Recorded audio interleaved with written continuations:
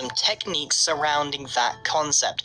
I actually had to do a bit of research and get the crew to help me because I haven't played survival Minecraft in a really long time. So I'm probably a little bit outdated, and there's probably some stuff that you can tell me in the comments. Anyway, let's get started. So pretend we have a chasm here. You've surrounded your house with a trench, and one of the things you can do to hop across is just jump on the slime and bounce up. No need to jump on the slime, you literally jump down and bounce up. It's probably the most fun thing ever to get to your house, so I recommend that just for the sheer amount of fun. Or if you prefer just to walk, you could stick some string down and then have some carpet on the top, and the mobs will actually not walk across the carpet because it doesn't see it as a real block. So you've got something to walk across, but the mobs will just stand there like idiots and be like, what? How do I get across this? So that's a really good idea, and it also works with trapdoors. So if you want to do something overly complicated, or maybe even use barrier blocks, you can use trapdoors, or you could just make it 2 blocks thick and just have a very simple trapdoor. And what's good about this one is that you can actually close it and open it, so you could just leave the chasm open if you wanted to. Moving on, we have what appears to be just a puddle of water. That's because it is a puddle of water. Endermen don't like water, so a really good way of stopping Endermen is just surround your house in water. Next up is the most important one. It's just lighting. Mobs don't spawn in the light, or most of them don't.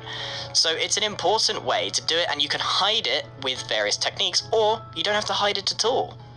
The piston here works well with a wooden flooring, so if you were going to do some sort of pattern, that's also cool, because the piston is actually invisible to light for some reason, who knows why. And then we've got some glowstone underneath some carpet and some leaves, or you could just be really bold about it and put some torches on sticks and stuff like that. So yeah, lighting up, very, very important, stops the zombies and the skeletons getting at your house. And yeah, I'll just replace this leaves here. Okay, so next up we have the thing that blew my mind. I didn't know about this. You guys probably knew about this, but I didn't. Now this just looks like a normal door, but it's actually doing something rather special. It's so simple and genius at the same time. I'm not sure how I didn't know this, but what you need to do is when you're placing your doors, so I'm just going to make a little archway here, instead of placing your doors in front like so, that's not how you do it. What you need to do is place your doors to the side, so you need to face the correct way and place them against the wood. And it's going to take a little bit of fiddling around, because if you close them in this position, it actually leaves a gap in the middle, and that's not what you want. I actually struggled to figure out how it was done for a little while until I realized you need to have it a block back. But anyway, that's besides the point. How this works is you place them adjacent to the log, because when you place it down, the door is in the closed position. Now a zombie will only attack a door if it's closed. So if you place it as closed against the log and then open it in the position where it's useful to you, the zombie can't understand. It thinks the door is open, so it won't attack you. But because you placed it sideways, it's actually technically closed. So you're just reversing the door a little bit. And honestly, this is really, really clever. I didn't know about this, but if you want it to function properly, you do need to have the doors working like that, where they overlap a little bit. Next up, we have the bait. This is the poor little villager who is going to be the bait of the zombies and stuff. All they do is follow the villager and fall in the hole. Now when the sun comes up, they start burning. You can collect the stuff. Very easy to do, and you could just place these strategically around your house to just deter the zombies from even coming near you. As for skeletons and stuff, it's a little bit different. Next up is the anti-spider tricks. So, quite simply, spiders are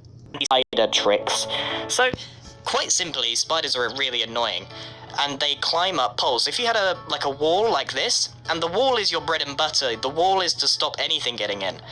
But if you had that, spiders could get in.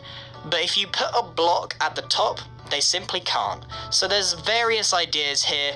The most popular one is the fence gate, because it's very good looking without being too intrusive. So here are all the ideas, and let's employ them in an example.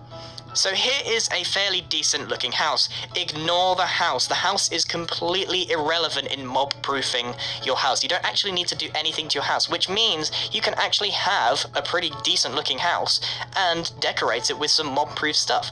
The first thing is the door trick. Very important, and actually having it overlap really suits the style of wall that we're going to come to in a second. So yeah, the door is the good thing because in the open position. The wall stops every mob coming in, apart from Enderman, as far as I'm aware. Very, very important, and you can see all of the trapdoors around that will stop spiders. As long as there's one every 2 blocks, the spider won't be able to get up, and they'll just be stuck there forever until it goes to daytime and then they become neutral. Or you could attack them. It's up to you. On the inside, everything is flat, and we have some glowstone with some carpet to match the grass around it so that it doesn't look too intrusive in the scenario that we've got going on here. And you will notice that it is completely flat, because if it had any sort of level variation, an Enderman would probably come in and steal your grass blocks.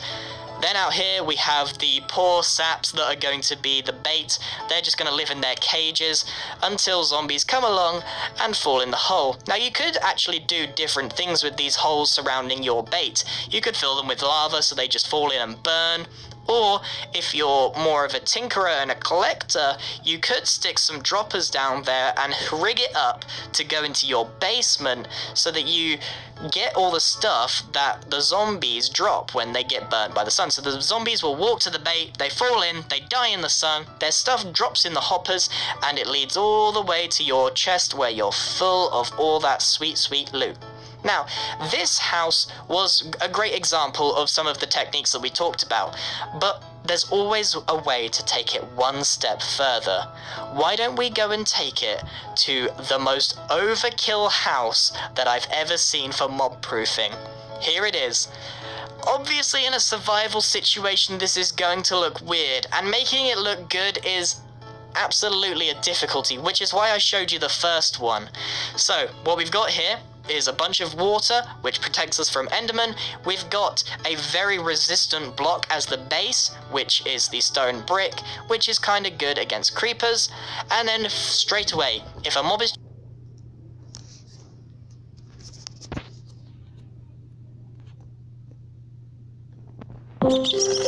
scenario is here. So we're running along, you could jump up here, but we have a button here that will level it up so that we can walk across. If that doesn't stop them, you keep on running.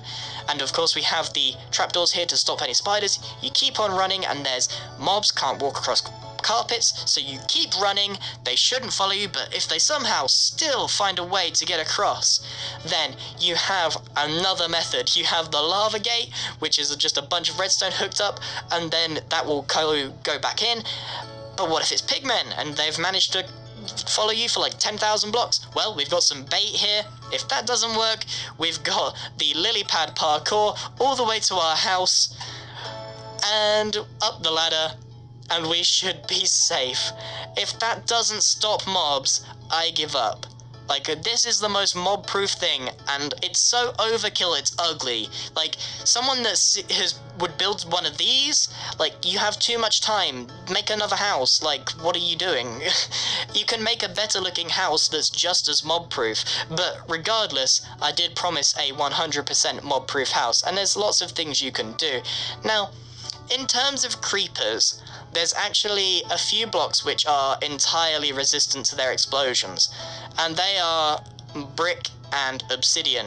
The problem with brick and obsidian is they are ugly blocks. So you could make the base out of these 2 blocks if you wanted to, but just take a look at them.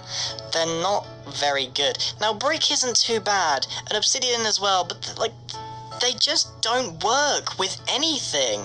They're really, really unsightly blocks, but of course you could use a texture pack to cheat that. Now, I am not against texture packs on the whole. I occasionally use them.